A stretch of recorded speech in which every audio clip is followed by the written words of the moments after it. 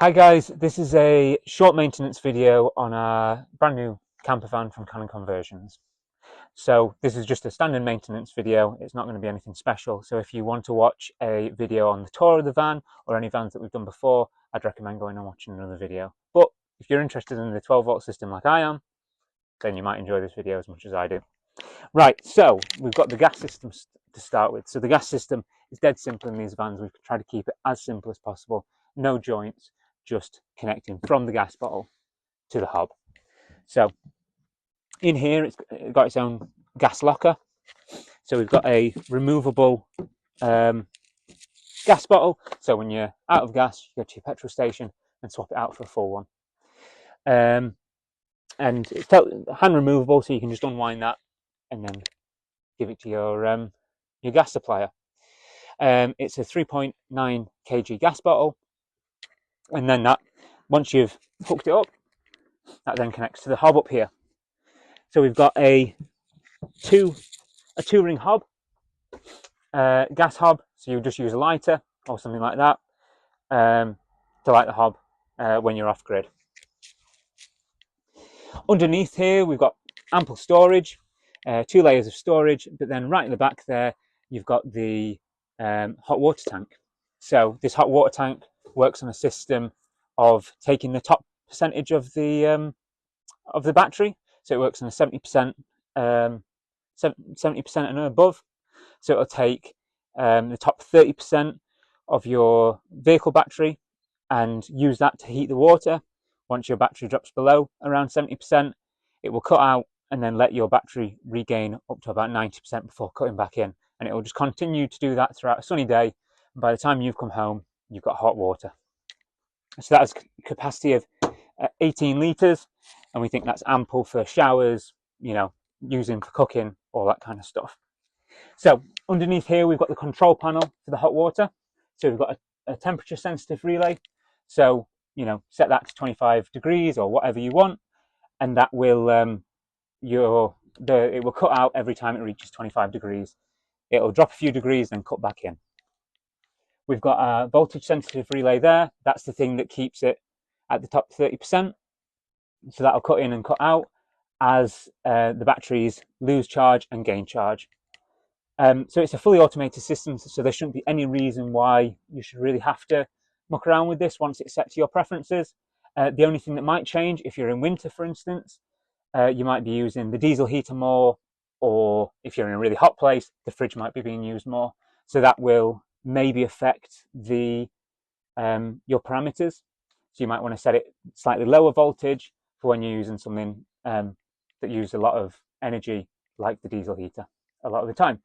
So this switch next to it, this bypasses your voltage relay. So when you click that switch, the parameters that you've set with your voltage relay cut completely out. So you could, in theory, drain your battery fully once you've hit that switch. The idea of that switch is to kind of, if you know you're going to go to a campsite and you've got a 3-hour drive, flick that switch on, and then you can drive, use as much battery life because you know you're going to charge up at the end of the day, and then you've got hot water as soon as you arrive. So then we've got the sink here. So the sink runs straight out of the bottom of the van. A really simple system. We didn't want anything. We didn't want to collect the grey water or anything like that. We just wanted it out of the bottom of the van. If you go to a campsite that has an issue with that, obviously you can put a bucket or something of water underneath to collect it. But with this being an off-grid van, we kind of wanted to keep the weight as little as possible, so it wasn't using any more fuel than it had to. Underneath here, we've got so this is the toilet unit. Underneath here, we've got a few fuses. So we've got a relay for the hot water to kick in and kick out, and that's fused with this 40-amp fuse here. So just to switch that off, you just press that button. That little thing comes down then, and then just flick it back up if you wanted to cut the system so it wasn't connected to the batteries anymore. Next to that, this is the controller for the controls of the hot water. So you'd flick that off, and that would cut off the controls for the hot water. Sometimes what can happen, we've got a float switch in the hot water system, so that can, if you're at kind of just above empty, that can kick in and kick out, and you can hear an audible clicking sound. So we just added this in. You can turn that off, and then that will stop your stop that clicking in and out. Next to that, this is for the DC to DC charger. This connects directly to the battery. So when your vehicle is driving, your leisure battery is also charging and charges in and out depending on your battery, the battery of your vehicle as you drive. So that's just a manual switch again, a manual fuse, and you can switch that off and switch it back on. Hi guys, so this is the kind of epicenter of all the electrics and everything under the van. So I'll take you around in kind of a horseshoe so we don't miss anything. So firstly, we've got the 240 volt electric, so this is your shore power. So there's a connection point just outside on the van. That then runs to two sockets, one at the boot, in the boot here, and another one that we can just see the back of there, a double socket.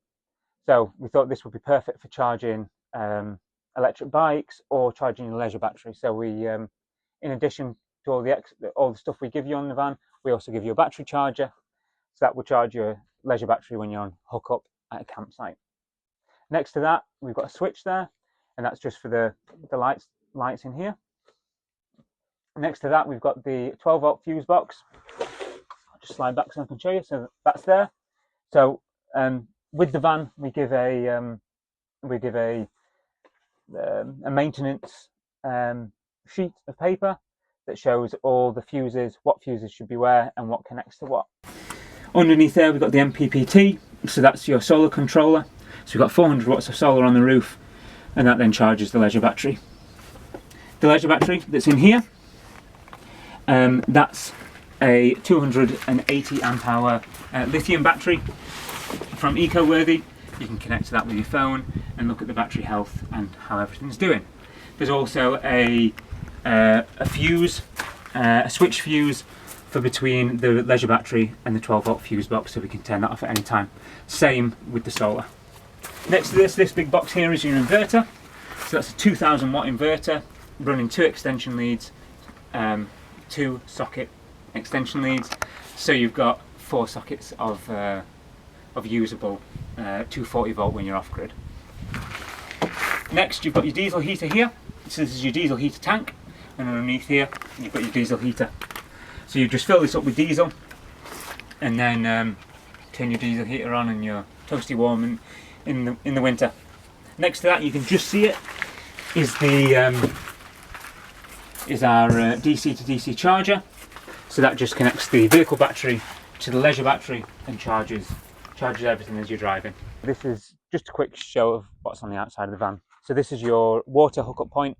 So if you're at a campsite or wherever, you can use so we have, with the vans, we give a portable shower head that's a submersible pump.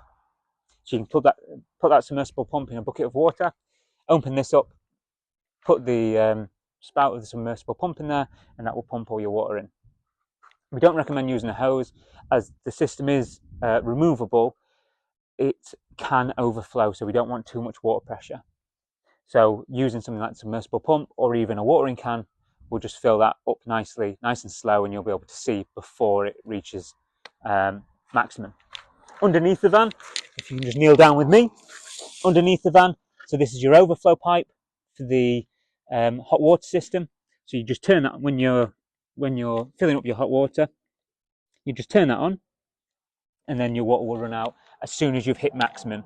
After that, you've got a few more litres before it would ever overflow, and there's no reason why it would ever overflow. Underneath here as well, so that just clips up onto a clip there. Underneath here as well, you've got your waste for your sink. That just runs out the bottom of the van, like I said earlier, and just capture it with a bucket or anything underneath there.